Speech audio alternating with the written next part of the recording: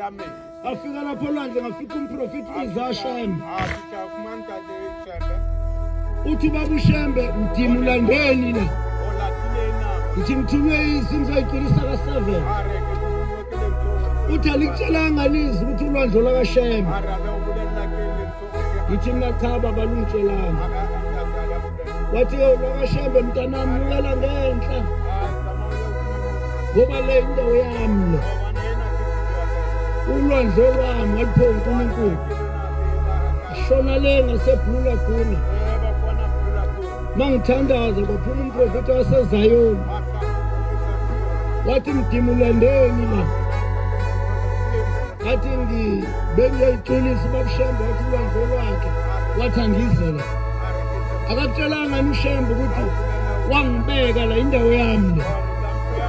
athi mina akangitshelanga baba wathi shonenhla eduze komngeni la kungcole khona amen bazalwane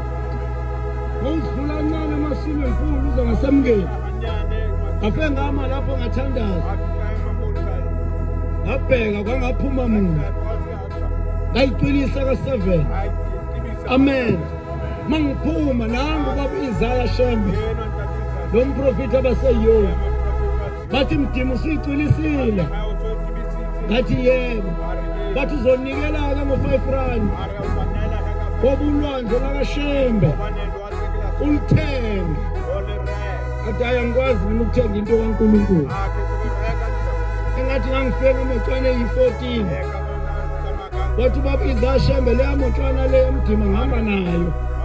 zokuhlawulisela ukuthi ungene elwandle lwami awukhipha u5 nganikela wayesethi mdima sengiyakubeka mina nginendawo olwandle nina abantu ngibafaka noma imali vele usuke nje mfundisi uvuka umoya ekuseni uyofaka abantu endaweni yaseyoni ngesikhathi uhambe ufake abantu endaweni yakaShembe mina nginendawo yami wathi nawe sengiyakunika mdima wofaka abantu bakho basechibini la nginendawo yami la ngizothi mangifaka oluphuma usindile hayi ngithi ngiyakufaka ezinye ngilosi ziphushe ezinye kuyaphushwa amen bazalwane amanzi nanka amanzi fike phezu kwawo